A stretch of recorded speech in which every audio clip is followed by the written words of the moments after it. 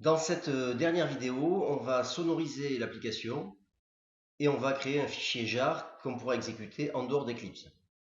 Alors en théorie, ce fichier jar est exécutable sur tous les systèmes d'exploitation équipés du Java Runtime Environment.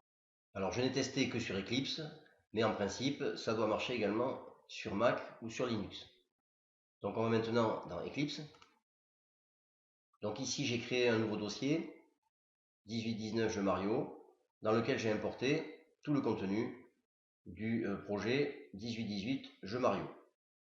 Alors maintenant, on va créer ici un nouveau dossier dans le dossier source. Donc New Folder. Et on va l'appeler Audio.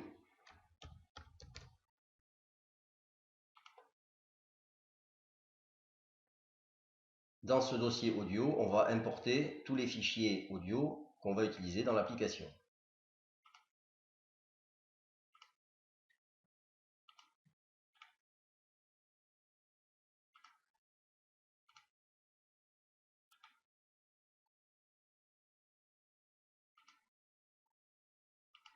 On n'oublie pas de faire refresh. Ici. Alors évidemment, tous ces fichiers audio sont donnés dans les ressources et vous les trouvez dans le lien qui avait été donné au début et que je vais rappeler dans cette vidéo. Ensuite, on va créer ici un nouveau package. Donc New Package, qu'on va appeler audio, donc comme .matmorer.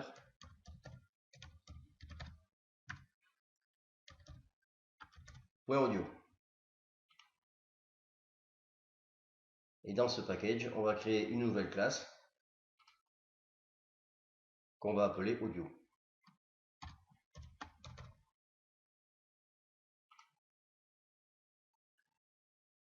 Alors voilà le contenu de cette classe. Donc ici on a une variable de type clip. Donc on va évidemment importer la classe clip. Ensuite, on a ici notre constructeur comme d'habitude. Donc il prend comme argument une chaîne de caractères qui sera le chemin du fichier. Alors ici on a tout un tas de choses que je ne vais pas expliquer parce que je ne les maîtrise pas du tout. Donc simplement on va ici récupérer notre clip et donc l'ouvrir, etc. Donc tout ça c'est des opérations que je ne détaille pas, je vous laisse aller voir d'autres tutos là-dessus avec des gens qui sont plus à l'aise sur la question. Ce qui est important c'est que ça marche. Donc ensuite ici on a un getter pour accéder à notre clip. Dans les méthodes, on a la méthode ici donc play et ici la méthode stop, donc pour démarrer le clip, pour l'arrêter. Et ici on a une méthode statique qu'on va utiliser pour jouer le clip de partout dans l'application sans avoir à instancier de classe audio, donc ce sera plus facile à mettre en œuvre. Donc on peut sauvegarder et maintenant on va aller dans les autres classes où on a besoin de son. Donc on va commencer par la classe clavier. Alors dans cette classe ici on va mettre un son lorsque Mario saute, donc ici.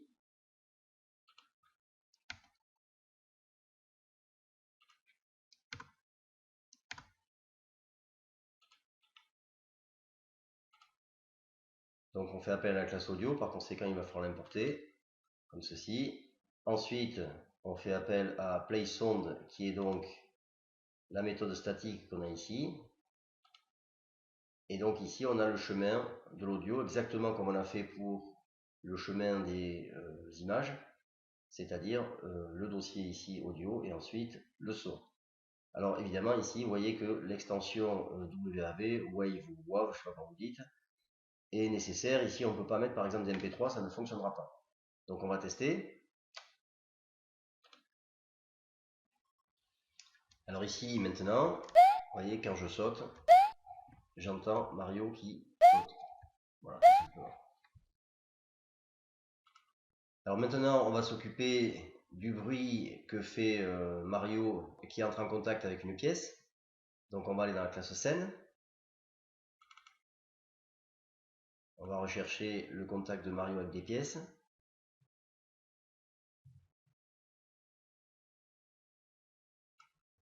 c'est ici. Et donc voilà, quand Mario est en contact avec une pièce, on va jouer la musique associée. Il faut que j'importe évidemment la classe audio ici dans la classe scène. Voilà, donc audio play sound. Et donc le fichier ici, pièce.wave. Donc je lance l'application pour tester. Donc le saut marche toujours. Et ici vous voyez que quand je prends une pièce,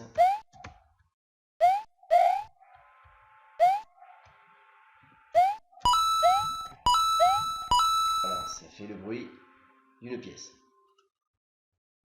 Alors maintenant, on va s'occuper du bruit que fait Mario quand il écrase un champignon ou une tortue.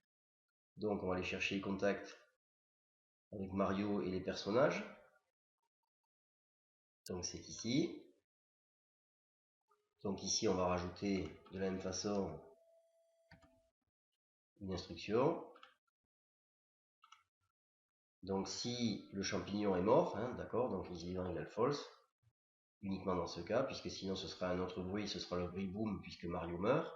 Donc ici je rajoute le son ici, écrase personnage. Je peux également faire la même chose, alors on peut tester d'abord.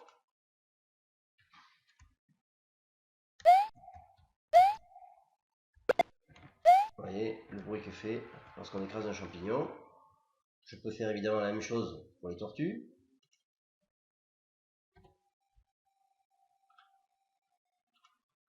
Je vais simplement ici changer par tortue.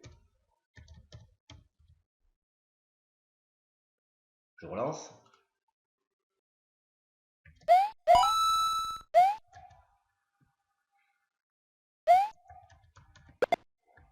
Voilà pour le champignon. La tortue.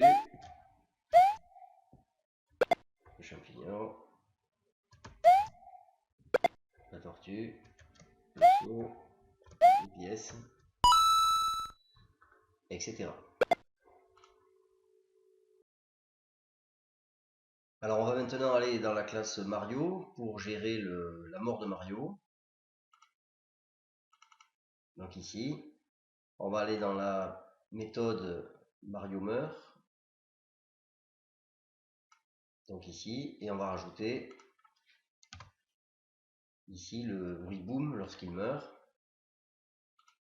Alors évidemment, on va mettre if counter mort égale 0, comme ça le son ne sera joué qu'une fois, parce que sinon il va être répété, et donc il va y avoir un problème. Ici, il faut que j'importe la classe audio, comme ceci. Je peux tester. Donc, vous voyez, ici, j'ai bien boom quand je meurs. Donc ici, hein, il est important de voir que en fait, le fichier son n'est lancé qu'une seule fois lorsque compteur mort égale 0. Si on n'avait pas rajouté cette instruction, en fait, le risque c'est que le fichier soit rechargé à chaque fois que la méthode meurt est appelée dans la classe scène, et donc du coup, au bout d'un moment, ça surcharge la mémoire et ça finit par planter le programme. Donc de la même façon, lorsqu'on arrive après le boom et que Mario commence à s'élever dans les airs, on va lancer une petite musique de fin. Donc ici, on va rajouter une instruction. Donc cette fois-ci, c'est quand compteur mort égale 100. Donc quand il commence à s'élever, on va lancer la musique qui est ici. Alors on peut tester. Donc ici, ça fonctionne toujours.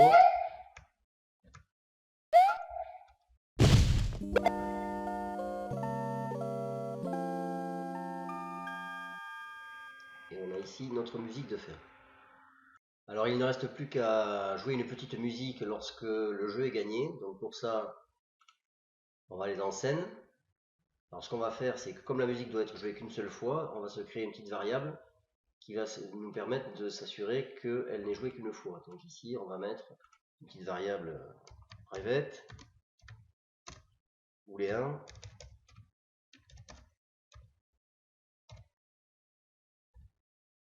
Voilà, on va l'appeler OK.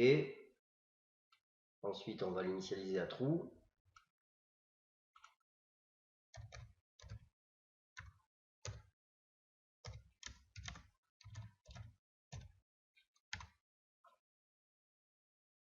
ceci. Et ensuite, maintenant, on va aller dans la méthode partie gagnée, ici. Et donc, on va rajouter if this.ok égale true.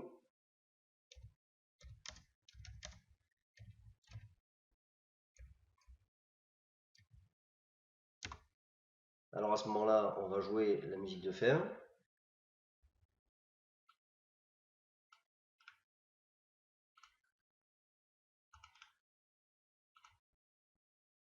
Et ensuite, on va mettre la variable à false de façon à ce que la musique ne se lance qu'une fois.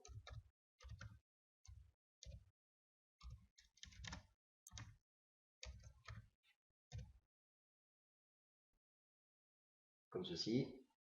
Alors je vous laisse tester ce que ça donne hein, en parcourant le jeu en entier. Donc ce qu'on va faire maintenant pour terminer, c'est qu'on va préparer le fichier jar qui va permettre de lancer le jeu en dehors d'Eclipse, simplement en cliquant sur l'icône du jeu. Donc on va fermer tout ça. Donc ici, on fait un clic droit, export. Ici on choisit Renable jar file, next. Ici vous devez sélectionner là où vous êtes, donc c'est-à-dire moi c'est le projet 18-19 jeu Mario, donc le fichier main qui est le lanceur du programme. Ensuite, ici vous choisissez la destination, donc mettons sur le bureau, donc je l'appelle Mario, et finish.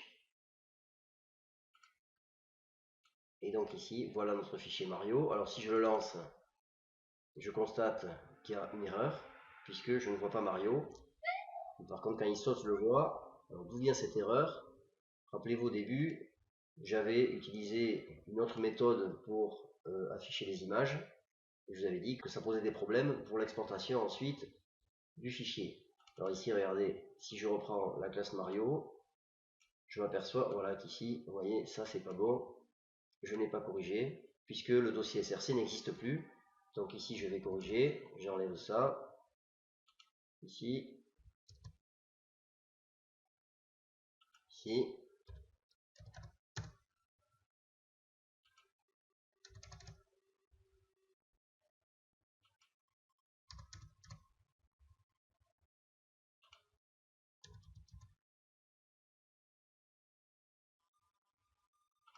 Ici, je modifie également. Donc en mettant image icon, get class, get resource. Et ici, il manque une parenthèse. Voilà, en espérant que je n'ai rien oublié. On va le voir très vite. Donc du coup, je sauvegarde.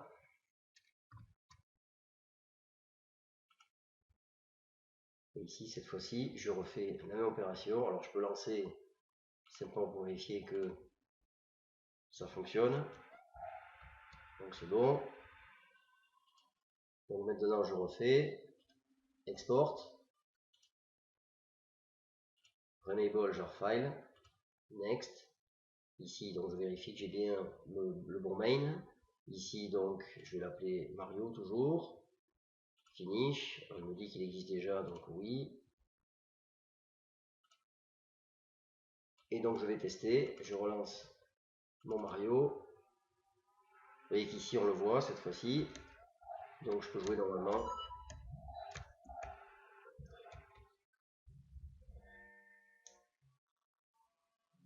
Voilà, etc. Donc, pour ceux qui ont eu le courage d'aller jusqu'au bout de ce tutoriel, il est maintenant terminé. J'espère que ça vous a appris des choses. Il reste évidemment beaucoup de bugs à corriger dans le programme et on peut éventuellement évidemment le prolonger. C'est ce que je vous laisse faire. Merci.